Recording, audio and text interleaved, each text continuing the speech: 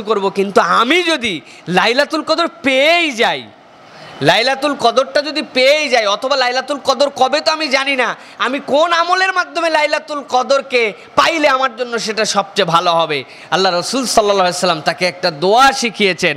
প্রত্যেক মুমিন মুসলমানের এই দোয়াটা মুখস্থ করা উচিত, বাংলায় না আরবিতেই করা উচিত। ছোট্ট একটু দোয়া একদম। আল্লাহ রসুল সাল্লাল্লাহু আলাইহি ওয়াসাল্লাম বলছেন, আয়েশা তুমি যদি লাইলাতুল কদর পাও তাহলে তুমি তোমার রবের কাছে একটা দোয়া করো, আল্লাহুম্মা ইন্নাকা আফুউন কারীম তুহিব্বুল আফওয়া ফাআফু আন্নি। আল্লাহুম্মা, হে আমার রব, হে আমার আল্লাহ, ইন্নাকা নিশ্চয় তুমি, আফুউন কারীম তুমি দয়াময়, তুমি দয়াময় ক্ষমাকারী, তুমি সুন্দর ক্ষমাকারী, আফুন করিম তুহিব্বুল আফওয়া, আর ক্ষমা করাটাই তুমি পছন্দ করো রব্বুল আলামিন, তুমি ক্ষমা করা পছন্দ করো। ফাআফু আন্নি, অতএব আমি গুনাহগার বান্দা, আমাকে আল্লাহ তুমি মাফ করে দাও। সুবহানাল্লাহি বিহামদি। দোয়াটা কি খুব কঠিন? খুব কঠিন না, আসেন আমরা শিখে ফেলি। আল্লাহুম্মা বলেন, ইন্নাকা আফুউন করিম তুহিব্বুল আফওয়া ফাআফু আন্নি। আল্লাহুম্মা ইন্নাকা আফুউন করিম তুহিব্বুল আফওয়া ফাআফু আন্নি। হে আল্লাহ তুমি দয়াময়, সম্মানিত ক্ষমাকারী, তুহিব্বুল আফওয়া ক্ষমা করাকে তুমি পছন্দ করো, ফাআফু আন্নি আয় আল্লাহ তুমি আমারে মাফ করে দাও। পড়তেই থাকবো, আমরা পড়তেই থাকবো, যখন আসি খেয়ালে লিখে ফেলবেন, পকেটের মধ্যে লিখে রাখবেন, আজকে থেকে ছোট করে লিখে রাখেন। বিভিন্ন জায়গায় এই দোয়া পাওয়া যায়, এটা একটু ছোট্ট করে কাগজ বানায় রাখেন প্রয়োজনে পকেটে, না মুখস্থ থাকলে যে এটা আমাকে মুখস্থ করতে হবে, এইটুক দোয়া মুখস্থ করতে পারবো না আল্লাহর কাছে সারা জীবনের, আমি আমার অপরাধগুলোকে ক্ষমা করে নিব, যেই রাত্রের মর্যাদায় আমার দাম সারা পৃথিবীর সব উম্মতের উপরে উঠে যাবে। আল্লাহ রসুল আয়েশা সিদ্দিকাকে শিখিয়ে দিয়ে গেলেন ছোট্ট একটু দোয়া, তাবত উম্মতের জন্য এর থেকে দামি দোয়া আর নাই। আপনি যদি ক্ষমা পেয়ে যান আর কি লাগে? আর কিছু লাগে? আর কিচ্ছু লাগে না, আপনি ক্ষমা পেয়ে গেছেন, আলহামদুলিল্লাহ।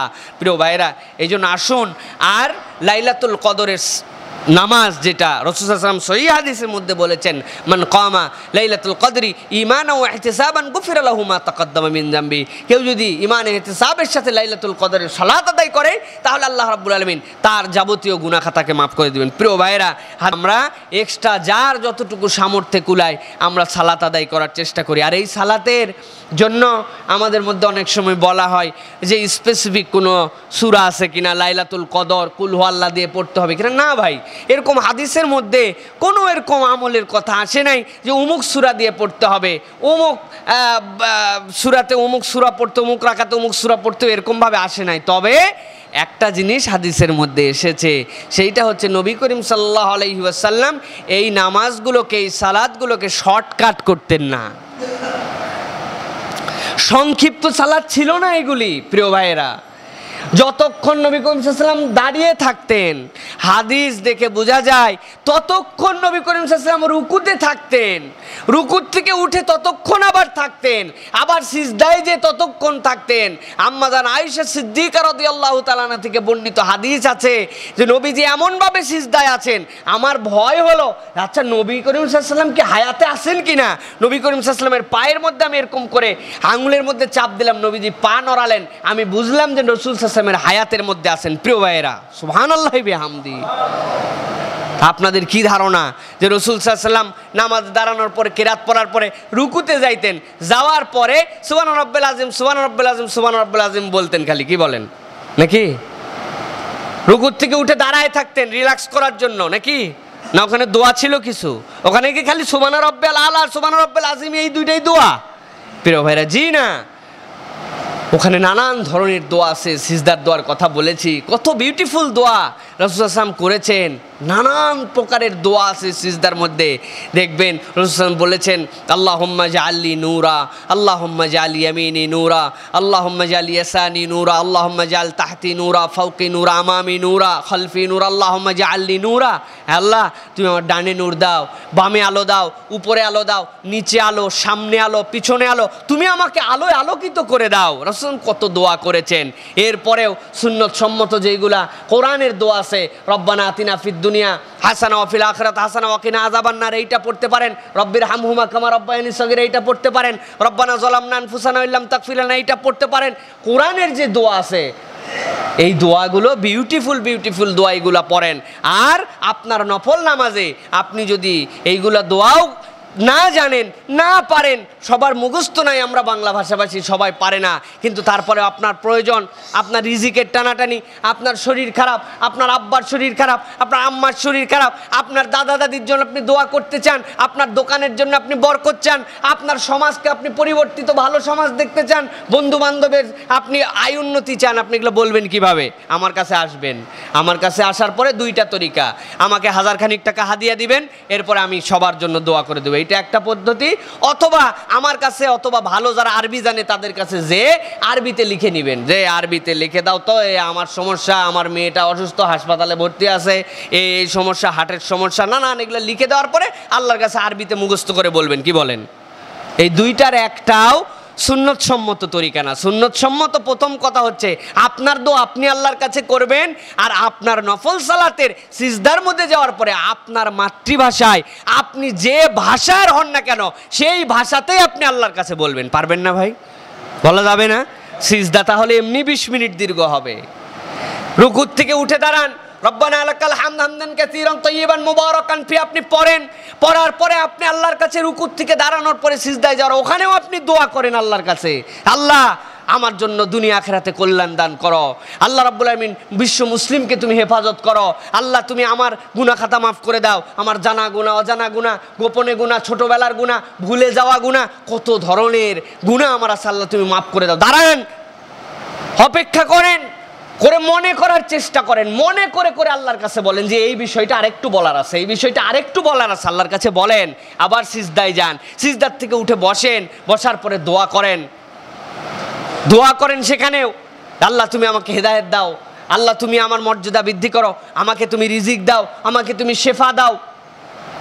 আল্লাহর পরে এরপরে আপনি আর পারেন না, আরবি আর জানা নাই আপনার, আপনি বাংলায় আল্লাহর কাছে বলেন। 2 সিজদার মধ্যে একদিন বলেন, 5 মিনিট বলেন আল্লাহর কাছে, চুপচাপ আল্লাহর কাছে। আবার সিজদায় যান, নামাজে দাঁড়ান, দাঁড়ানোর পরে সূরাগুলা, বড় যেই সূরাগুলি জানেন, আপনার হয়তো 2-3টা সূরা জানা আছে, এর বেশি আপনার সূরা জানা নাই, আপনার সবচেয়ে বড় সূরার নামই হচ্ছে আলাম তারা।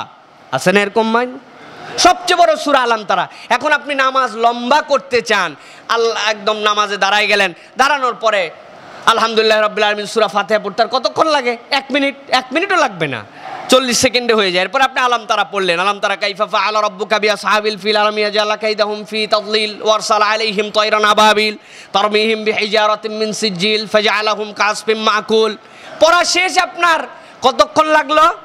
30 সেকেন্ড, 40 সেকেন্ড, 1 মিনিট লাগলো। সূরা ফাতিহা 1 মিনিট, আর আপনার আলাম তারা 1 মিনিট। আপনি নামাজ দীর্ঘ করবেন কেমনে? এই জায়গায় তো আর দোয়া করার বিধান নাই, এই জায়গার তো আল্লাহ রাসূল সাল্লাল্লাহু আলাইহি ওয়াসাল্লাম নামাজের ভিতরের বাহিরের ওয়াজিবাতগুলোকে তো ঠিক করে দিয়েছেন। এখন আপনি কেমনে কি করবেন? কেমনে দীর্ঘ হবে আপনার নামাজ? আপনি তো বড় সূরাও জানেন না। প্রিয় ভাইরা, এক্ষেত্রে ফুকাহায়ে কেরাম থেকে সাবিত আছে, আপনি নামাজে আপনার পুঁজি আছে আলাম তারা, এরপরে আপনার পুঁজি আছে সূরা ফিল, এরপরে আছে ইন্না আতাইনা, এরপরে আপনার আছে কুল হু আল্লাহ, এর বেশি আপনার কিছু জানা নাই। 3টা-4টা সূরা হয়তো আপনি জানেন। প্রিয় ভাইরা, এখন আপনি কি করবেন? আপনার জন্য নিয়ম হচ্ছে আপনি একই সূরা বারবার পড়েন, বারবার পড়েন একই সূরা, সমস্যা নাই।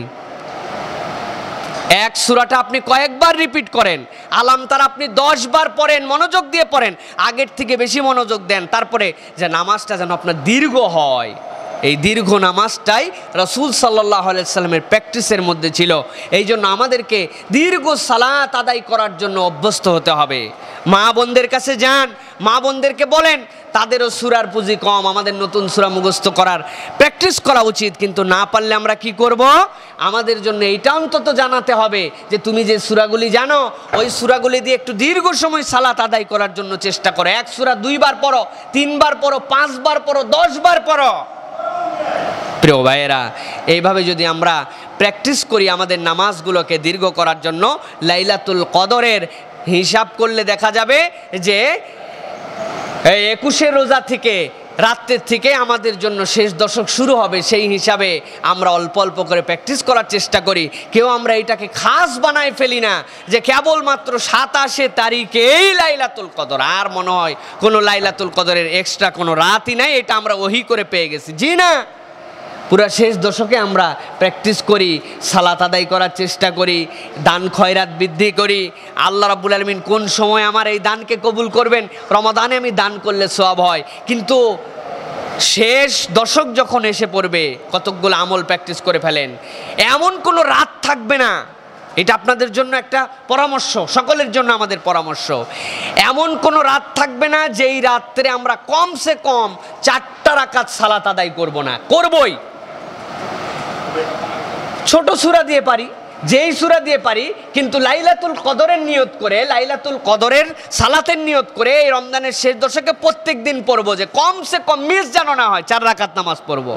কমসে কম প্রত্যেকটা দিন রাত্রেবেলা যখন আসবে, সন্ধ্যার পরে আমরা একটা দানের জন্য একটা আলাদা ফিক্স করব, যে এইটুকু দান আমরা এই শেষ দশকে করব, একদিনও মিস যাবে না। অল্প করে, এটা জড়ো করে রাখতে হবে এক্সট্রা, যাতে অল্প হইলেও আমরা পাই, কোনোভাবে যেন আমাদের এটা মিস না হয়।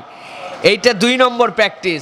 3 নম্বর প্র্যাকটিস হচ্ছে আমরা এই লাইলাতুল কদরের এই যে শেষ দশকটা আসবে, এই শেষ দশকের মধ্যে একটা দিন অন্তত পক্ষে আমরা চেষ্টা করি যে ইতিকাফ করার জন্য। কমসে কম যদি সুযোগ থাকে একটা দিন ইতিকাফ করি আমরা, যে আল্লাহ রাব্বুল আলামিনের জন্য আমরা এই সময়টা ওয়াকফ করলাম। মাগরিবের সময় একদিন আসলেন, আসার পরে আপনি পরের দিন মাগরিব পর্যন্ত একদিন সময় দিলেন, একটা দিন আল্লাহর জন্য ইতিকাফ করেন। অনেকে আলহামদুলিল্লাহ অনেক বেশি করবেন, 10 দিন করবেন, শেষ দশক না পারলে এইটুকু অন্তত করি।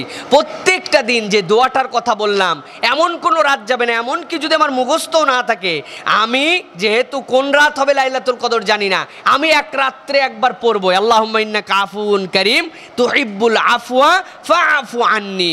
হে আল্লাহ, তুমি দয়াময় ক্ষমাকারী, সম্মানিত ক্ষমাকারী, তুমি আমাকে ক্ষমা করে দাও, তুমি ক্ষমা করা পছন্দ করো, অথবা আমাকে ক্ষমা করে দাও। এই যে টিপস 5টা দিলাম, যে কোনোভাবে এর কোনো রাত যেন নামাজ মিস না হয়। 2 নম্বর হচ্ছে কিছু না কিছু দান খয়রাত করবই, যতই গরিব হোক। 5 টাকা দিতে পারবো না, 5 টাকা দিলে আমার 84 বছর 5 টাকা দিলে যে সওয়াব হয়, কমসে কম এই সওয়াব উপরের আল্লাহ জানেন, সুবহানাল্লাহি বিহামদি। মিস করবে কেউ? এটা মিস করার কথা নয় প্রিয় ভাইরা। 3 নম্বর বিষয় হচ্ছে আমরা তিলাওয়াতের মধ্যে থাকব, কিছু না কিছু অবশ্যই কোরআন তিলাওয়াত করব প্রিয় ভাইরা। এরপরে 4 নম্বর বিষয়, যদি পারি একটা দিন ইতিকাফ করব আমরা। আল্লাহ রাব্বুল আলামিন আমাদেরকে ইনশাআল্লাহ আশা করা যায় তার এই মহিমান্বিত রাত দান করবেন, এবং